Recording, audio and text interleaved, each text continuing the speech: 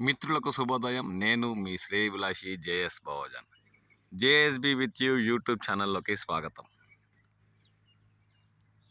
ఉమ్మడి చిత్తూరు జిల్లా పరిధిలో దాదాపు మామిడి సీజన్ 90% పైగా కోతలు పూర్తయినట్లు రైతులు పేర్కొంటున్నారు. చిత్తూరు జిల్లా పులిచెల మండలంలో అయితే దాదాపు 100కు 100% మామిడి కోతలు పూర్తయినట్లు ఇప్పటికే అధికారులు అంచనాకు వస్తున్నారు.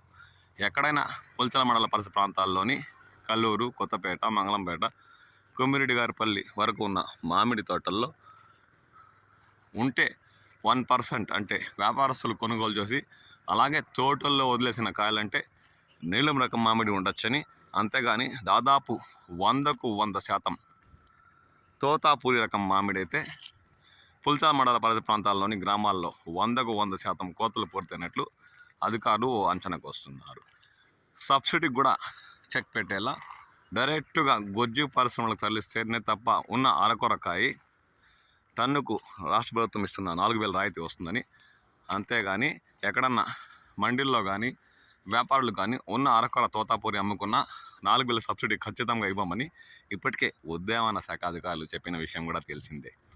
ఇప్పుడు పులిచెల మండలంలో దాదాపు 100కు 100% తోతాపూరి రకం మామిడి కోతలు పూర్తయ్యాయని చెప్పచ్చు. ఒక్క బెంగళూరు రకం మామిడి కూడా తోటల్లో దర్శనం ఇవ్వడం లేదని రైతులు అంటున్నారు.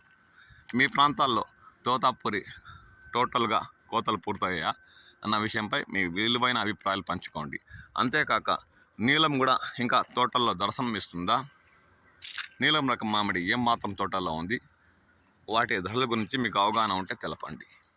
అంతేకాక ఈ ఏడాది మామిడి రైతులకు మామిడి ఆర్థికంగా నష్టపరిచిన విషయం తెలిసిందే. ఈ ఏడాది మీరు ఏమాత్రం ఖర్చు పెట్టారు,